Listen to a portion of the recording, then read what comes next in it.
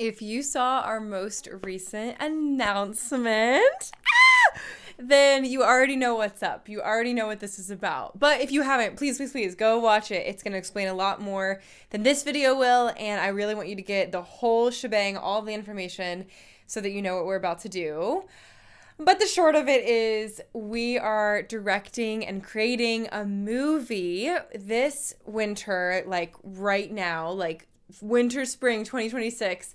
And we want to kind of share the experience with you guys, tell you everything going on behind the scenes, keep you updated, and create some magic together. So much fun. And even more exciting, I'm like co-directing it. Like my husband and I are directing it together. Ian and I are tag teaming the direction for this film. And it's going to be huge and fun and also simple and beautiful and like a bunch of weird, crazy, exhausting date nights all in a row with other people there. So it's going to be a blast, but that's kind of what I want to walk you through today, is a little bit more about how this all happened, what's going on, and yeah, just like the inside scoop, because I know posting that video, you were probably like, wow, wait, what? So yes, we're making a movie, and we really are excited to like walk you through all of this. And maybe you caught that from like the most previous Indian stuff episode about Stranger Things. Maybe you caught some of my clues. I don't know. Maybe. Not, the Christian filmmakers, you guys are doing great. And maybe if you've been around the corner of the internet where I reside, maybe you're aware that I've acted in some movies before. Maybe you're aware that I was on set and helping produce 2 seasons of a television show. And maybe not. And maybe you're just like, this is all new information. I thought you just did photography. So plot twist, I actually have a lot of interest, a lot of things that I've enjoyed and still enjoy, and a lot of things I want to do in my life that are remaining secret until later because I can't tell all my things to you right now. But today, I want to share a little more of my insides with you and talk vulnerably about some of my feelings about doing this, some of, this being a cool dream of mine that I've actually had for quite a long time, and also just be vulnerable about some of the things we're going to be going through and what we're gonna need from you guys even. So let's pretend like we're having coffee together, get a little beverage. Yeah, grab a little, I don't even have a warm beverage. I got chicken thighs in the oven and cold water to drink. So grab your beverage of choice, buckle up, and let's get to it.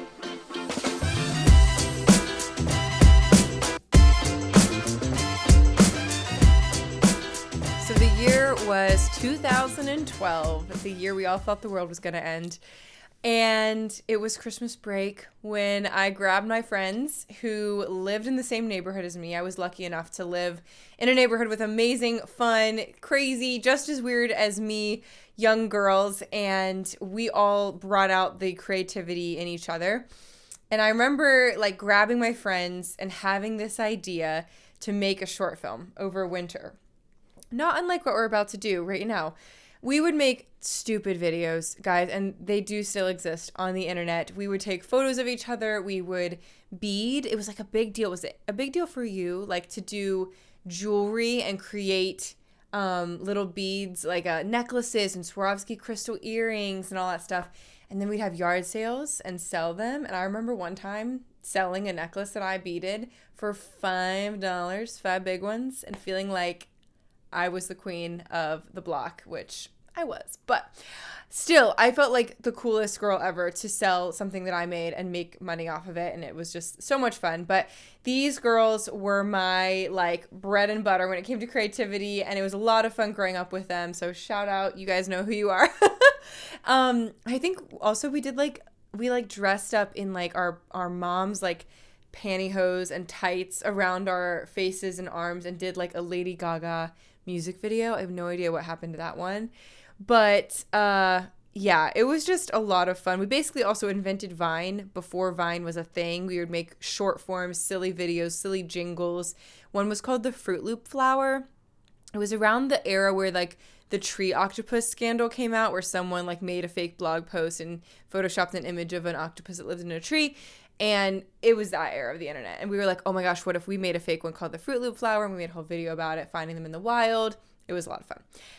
Anyway, I'm getting way off track here. One of these Christmas breaks, I found a song I really, really liked. It was called Nature by Matthew L. Fisher. And I grabbed my friends, and for a couple days, maybe just a day, I filmed them and shot my first short film. It's really bad. It still exists on my old YouTube. Don't even go there, but you're welcome to. It's just silliness and shots forward and backwards and whatever. But it was called Snowball, and I really liked it. And that was my short film directorial and filmmaking debut. And yes, it does still exist on the internet. And though I knew very little about videography, I knew I loved movies and stories, and I loved making something happen with the people that I cared about. Like, that was like probably the thing I liked the most about it. So later in middle school, that kind of translated to drama, and then in high school, that turned into musical theater and community theater. In college, that passion for making things with people that I love turned into events as an RA and as a Bible study leader and movements. And then after graduation, that kind of turned back towards film, but much more in like a side quest way. Marrying a filmmaker kind of ropes you into that world a little bit more, but I also knew that like Ian brought out, just kind of like my neighborhood girl gang back in the day, Ian brought out and brings out that creative side of me that wants to act in front of a camera, wants to be on the, directions team on the, backside of the camera, and wants to just create stories and create things with people all together. So that's a little bit of that. But I think when I look at the grandeur of human life, of my life, of the world, I just know that story, it's so primal. It's always driven humans. It's always been a part of humanity. The whole, like for a Christian, the whole Bible is a collection of stories, of historical stories, of allegories, of parables. Like Jesus taught in stories. Like story is how we relate to ideas. It's how we can put lessons into our brain. One of my favorite examples of this is Hamilton, the musical. If you told a bunch of, inner city kids in the Bronx, if you put them in a classroom and start talking to them about the Founding Fathers, you're going to lose half of them instantly. And you're sitting there in a monologue space in a setting for 45 minutes having some teacher who probably doesn't really know a lot about their life or what they're going through just yap about these old dead guys who started this country. You're going to lose them really fast. Some of that material might stick, some might not. But through understanding story and music and the prime demographic, Lin-Manuel Miranda got to make Hamilton in a way that the story now resonates, where someone who's inner city, Bronx kid, who's a teenager can listen to the soundtrack of Hamilton and know that story so much better because they can see themselves as a part of it. They can see the heroism, they can see the downfall, they can see the conflict.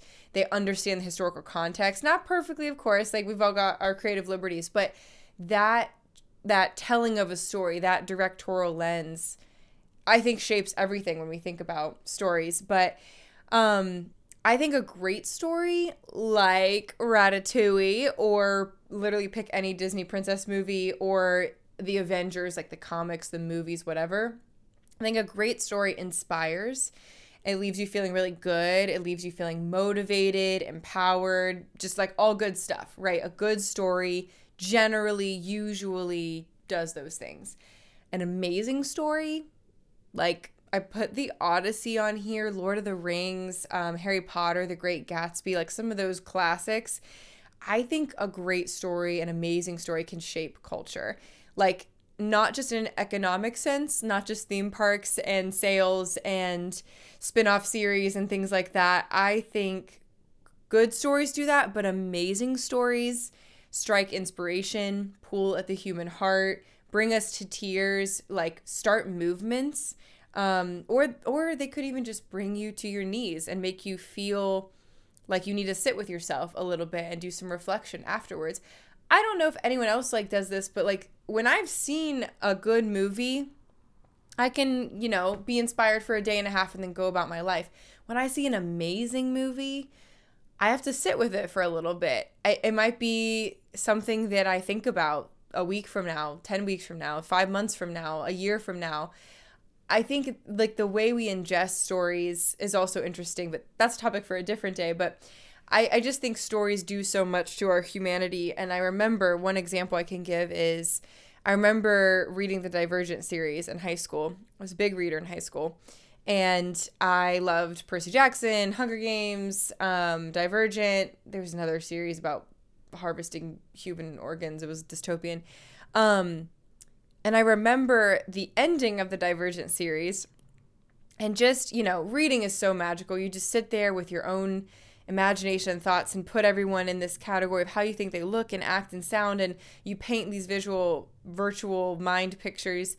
And then you close your book and then you're around normal life again and normal people again who didn't just live this amazing epic adventure that you did. And I remember finishing that book and just sitting on the stairs in my parents' house, just bawling my eyes out. Because of the journey I had just been on, the emotional roller coaster and the character's fate at the end. And then B, to also know that it was over. And there'd be no more books in that series. There's that like somberness of like, I'm so grateful, what an amazing journey. But also, man, like that's all we get. A couple years ago, I fell in love with the Harry Potter series for the first time because we weren't allowed to read it as kids. But as an adult, I was able to. So watching it, reading those books, like I remember this sadness at the end of that last movie of being like, and that's it.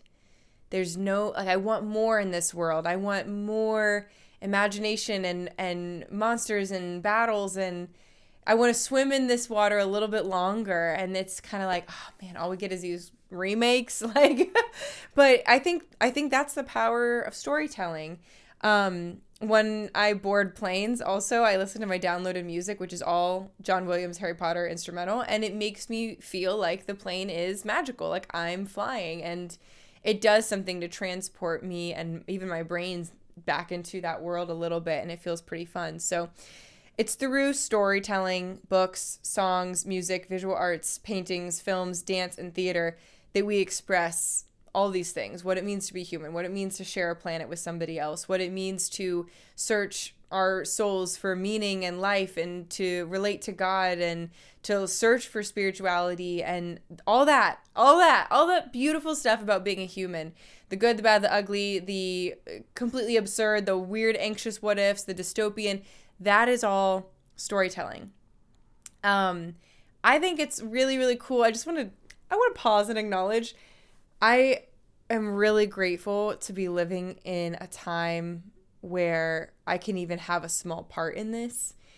I tell Ian all the time, like fully being honest, I would not have survived if I was like, born in the medieval ages. I'm sorry. What?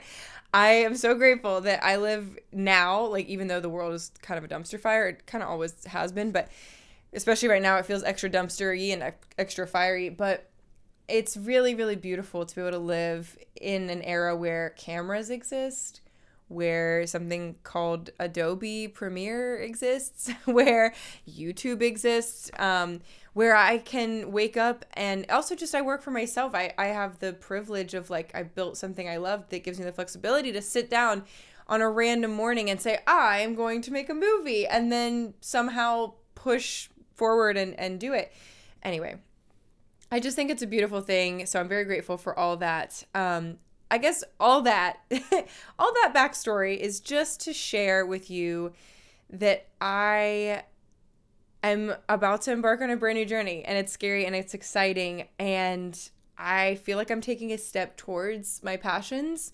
I used to want to be a Disney animator, and then I actually saw how much math and science and ZBrushing went into that, and I was like, no, that's not it.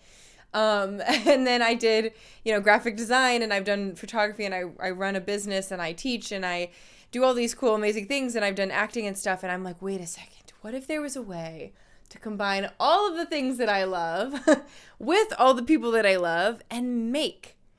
And that's what I think a director does, pretty much. So I think the vision of what I'm meant to do is starting to form.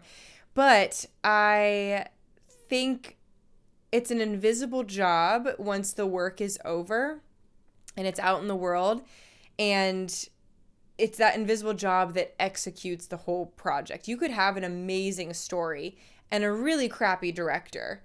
I think of the first Avatar movie from like, I don't know, 15 years ago. Avatar, the animated series, amazing. Avatar, the first animated movie, not good. So now they're trying to remake it, and it's not awful, but it's skipping a lot. Anyway, you get what I'm saying. Like, the real life story of Alexander Hamilton, pretty good story. Not that interesting, though. You know, founding fathers, white men with ponytails, it's kind of falling flat. An amazing director, Lin-Manuel Miranda, pulling out the best pieces and packaging it in a way that the audience wants to hear. That's a good director to me. So the person who's invisible when you're watching the movie, but who had a hand in all of the little pieces, that's the director's job. I think it's also a good way I'm thinking about it is the person who juggles both the what and the how of a story, or a movie specifically. And if they're good, they do it with a distinct point of view and that invisibility about them. So that's kind of stuff I think I'm good at, ?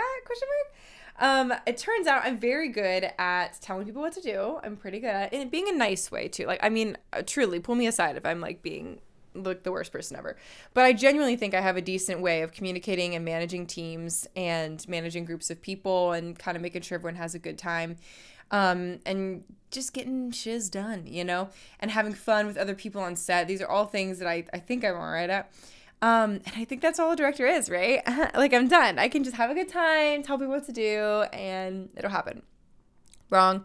But we do have a little experience in this. So a couple months ago, back in August, if you remember, Ian and I filmed a short film. It was for a 48-hour film competition, and we named it Vile. And this was the first short film. We've done several.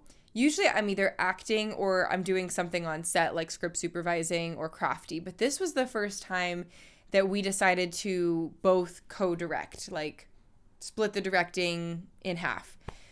Usually some of those responsibilities go to an assistant director, an AD. But we were like, let's just split it in half. And what we did really, I think, brought out the best of both of us, because Ian lives and breathes film tech and gear and specs and cameras and acting and the actual, like, gumption, like the gritty, hard, set up this light stand, put this camera together, what specs are we shooting this at, what's the frame rate, what software do we edit this in, what are we filming on.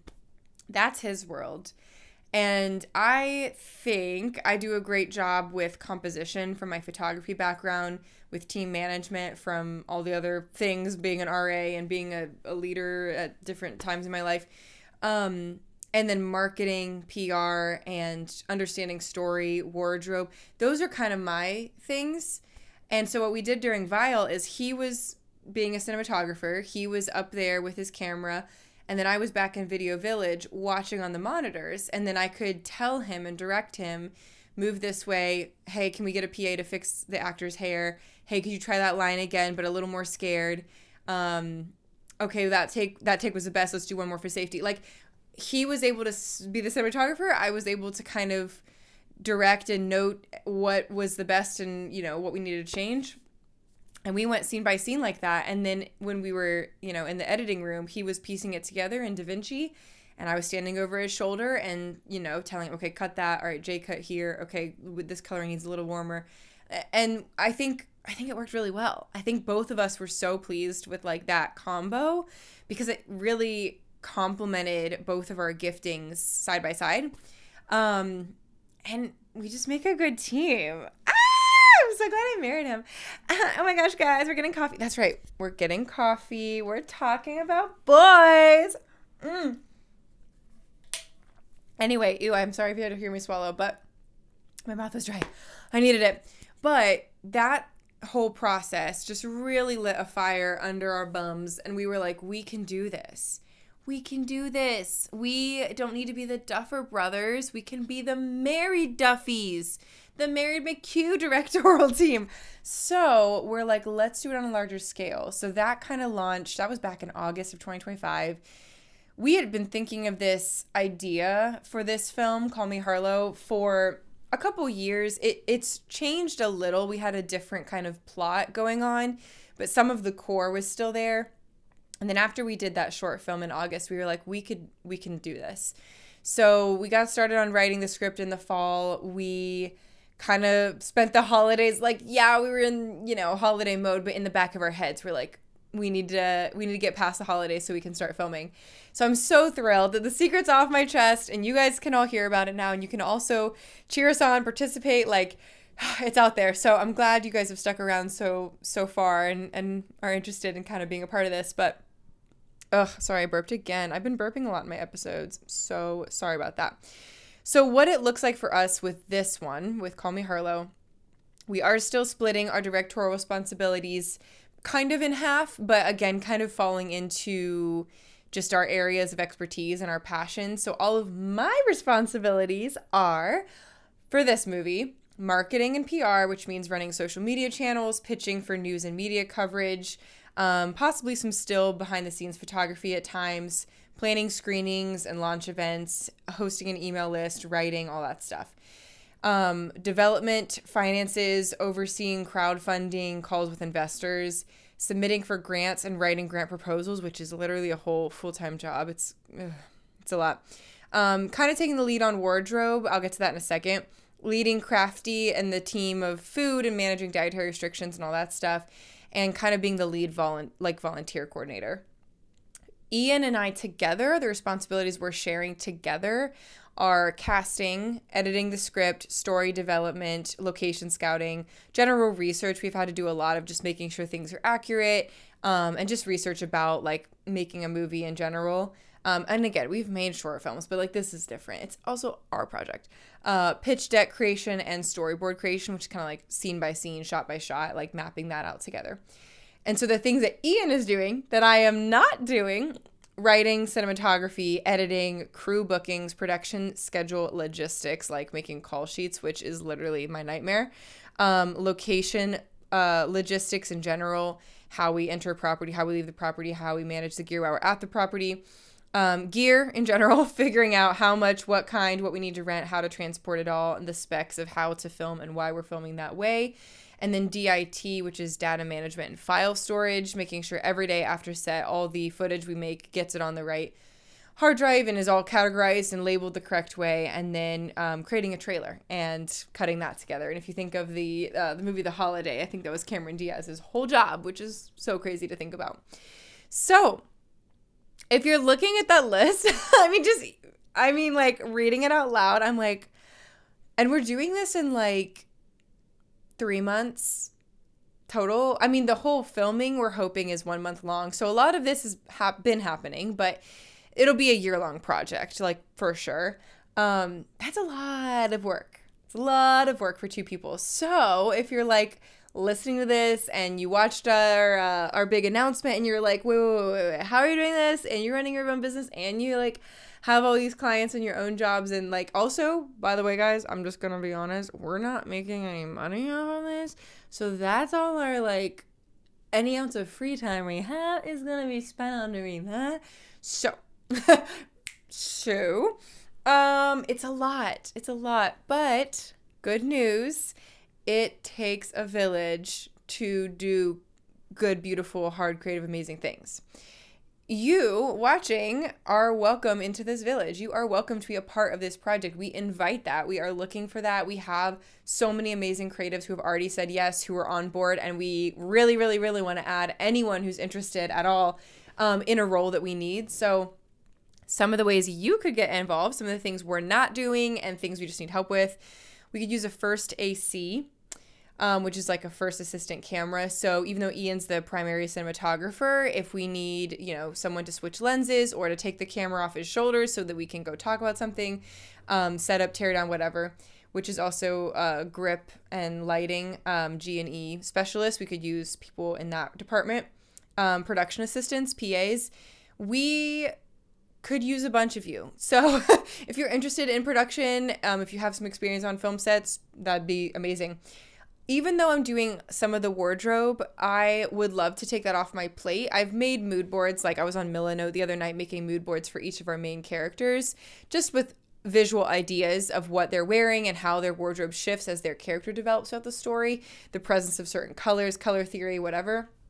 But to have someone actually be on set day to day to manage the wardrobe, run to the thrift store and find a certain item of clothing if we need it, run a load of laundry in case something gets dirtied and we need it clean, work with the props and the hair and makeup departments to, scuff up something if it needs dirtied, and just kind of separate out people's like garments, clothing, sourcing, whatever. And also maybe just give some style advice on like what a character would wear to help me out with that. That would be amazing. So I would love a wardrobe or stylist person, a hairstylist, a makeup artist, an audio specialist, crafty volunteers. This one is huge and so easy to be involved in. You don't have to have any experience on being on a movie set or anything. Crafty is just code word for food. And one of the things we can do on a low budget set, like kind of the bare minimum on a low budget set, like we're like micro budget right now, is to feed your cast and crew. That's just like crucial. We're going to be filming probably 12-hour days. So every single person on a 10, 15, 25 person crew is going to need to eat something. That's the biggest way you could probably get involved if outside of donating. But crafty, you would just words. I'm just like so excited because I need crafty. You would basically sign up and say, I can bring a casserole for this day and time, and you come and bring it. And you make everyone happy because they have a hot meal to eat. We're filming in the winter. We need food, please. And even if you don't have the capacity to cook, but you want to donate, you could run and, donate Chick-fil-A for everybody. Or you could grab fresh water and fresh snacks at Costco and bring them by set. Crafty would be amazing. I will have more info on how you can sign up for that in my link below. So please, please, please. And again, you don't have to have any experience. You just come, you get to hang out on set for a little bit. You can even, pull up a chair and eat and talk to everyone, the talent and the crew and whatever. And then we'll give you a name in the credits. So fun. So BTS supervisors, behind the scenes, if someone wants to come and be our BTS film person and or photographer, both roles would be amazing. Locations. We have a short list of locations ready to go. We can always use more. And as we start filming, you'll never really know when things are going to change with the weather or when we have a yes from a location, then it turns into a no for whatever reason. So if you have a location that you even if it's like, you don't even know if it relates to the story because we haven't told you the story yet. It's okay. If you have a location, a giant yard, a field, an indoor space, a sound stage, if you have something at home, an office, whatever, that you would be okay with us filming in, let me know. Let me know, baby. That would be amazing. Someone to write grant proposals. So maybe just like a writer, a general assistant, props master, script supervisor, transportation. We all have our cars, but obviously some talent might be coming in from out of town. We're also going to be managing a lot of gear and taking that around town. So if anyone has a large vehicle, a truck, rental van, whatever, and wants to let us borrow that, that'd be amazing. And then hosting and lodging, again, in case people come in from Cleveland, Cincinnati, or just out of town in general and need to stay a couple nights in a row. Obviously, our house is going to be kind of commandeered while we're filming this, so people are welcome to stay here, but we only have so much space. So if anyone's local to Columbus and want to donate that'd be amazing. And then last but not least, the biggest one is just funds, grants, money, cash, investments. I think investments is the wrong word because investments insinuates that we have to pay you back. Sorry. For this one, we're not paying anyone back unless you talk to us. But our goal with this, obviously, I shared some of our heart in our promo video, but is to make an amazing film for everybody with faithful themes in there that is challenging and beautiful visually and intriguing. And we want to make something and share it with you all. We want to put all of our talent together locally and just create art and be like India in 2012, just having fun, making something beautiful and a beautiful story we can all be inspired from with friends. So that's the goal. If you want to be a part of it, the funding is definitely the biggest thing we could use. I also just want to say this. If you have $5 to spare and you're like, oh, I want to give that, but I feel embarrassed, don't feel embarrassed. $5 is $5. Like, truly. Like, if you have $5,000, I mean, amazing. We'll take that too.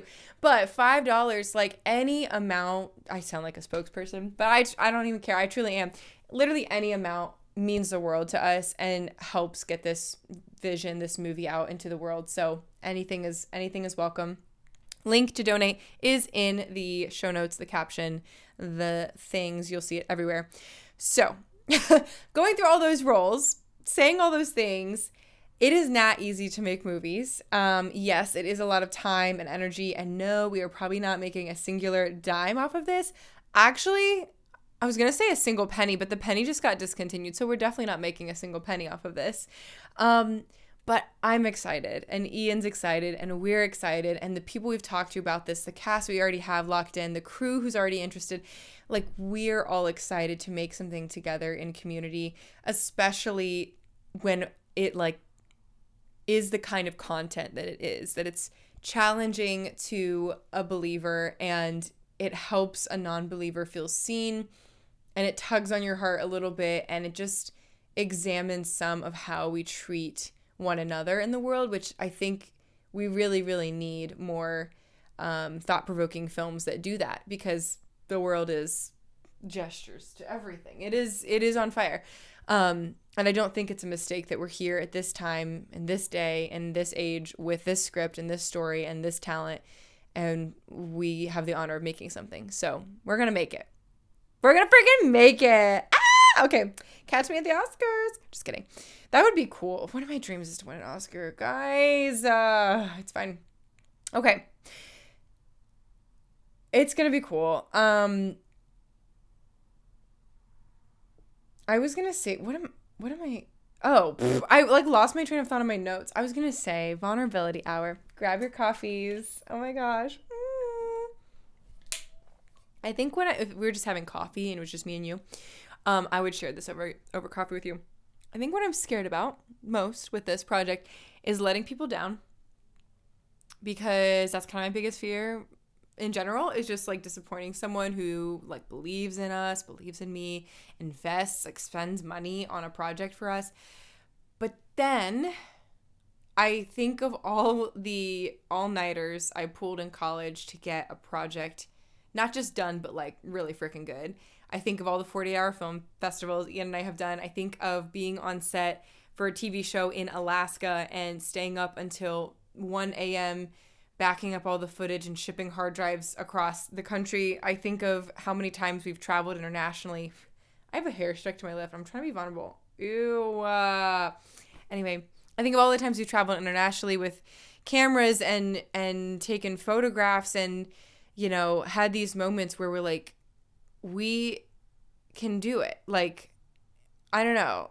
And I think if I was 18 sitting here talking to you, wide-eyed and just like fresh off of my favorite musical production of Little Women and feeling like $1,000,000 and not even knowing how big the world is, I would be a little more skeptical about myself.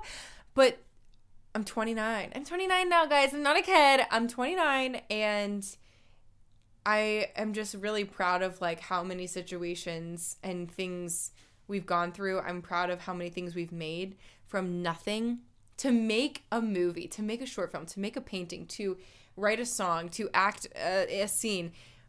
You're taking nothing in front of you and making something. And I think that's just beautiful and worth celebrating. So even though I'm scared about letting everybody down and having you all be my haters and go, oh my gosh, she sucks, this movie was awful, India, boo, I think deep down I'm like, the pressures of a wedding day too. Like, I've done some scary things. I've just been in awe of how God has used us in these creative fields. And yeah, there's always more goals I have, and I'd love to win an Oscar, and we'd love to go to Sundance with this, and we'd love to, you know, have all of our friends and family come to the premiere and be like, whoa, you guys aren't crazy creatives, you don't suck. But most of all, like, I'm just proud to make something with my husband and with the friends that I love, and to tell a story that we hope inspires people. Yeah, sounds corny, sounds cheesy. I don't care. I'm exhausted just thinking about the amount of work we have to do. I'm also exhilarated just thinking about the honor it is to do it.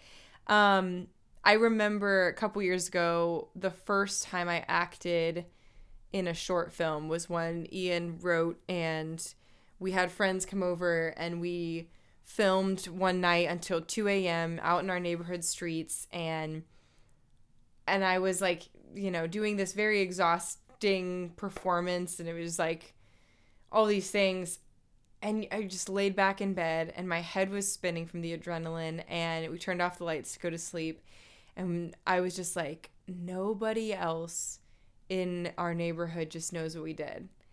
We knew what we just did. We just performed. We just made. We just recorded. We just filmed. We made something. And you carry that like exciting secret around. And it was just a beautiful feeling to know just us, just the people on set who were all staying at our house, just that crew knew what we just made and nobody else. And that feeling is so stunning. And then to share it when it's a final product and to fill a theater. I will also never forget that, like taking friends and family to the movie theater to watch a movie that I was in. Not just a background role, guys. Like I had speaking lines, but to share something that you make is so vulnerable and scary and stupid sometimes, but it's beautiful. And yeah, I just really, really want to chase that. Not just the feeling, but those moments of impact with everyone. It's a fun thing. So anyway, I've talked your ear off. Ew, get me out of here. I really, really hope you participate in some way. Again, big, small, $2, $10, $10,000, crafty, PA, whatever. Let me know. I will shoot all the information below. We're so thrilled to share this with you. I am having my directorial debut. And I can't wait. It's going to be awesome. So love you. Thank you. Here's to all the beauty that's ahead. Bye.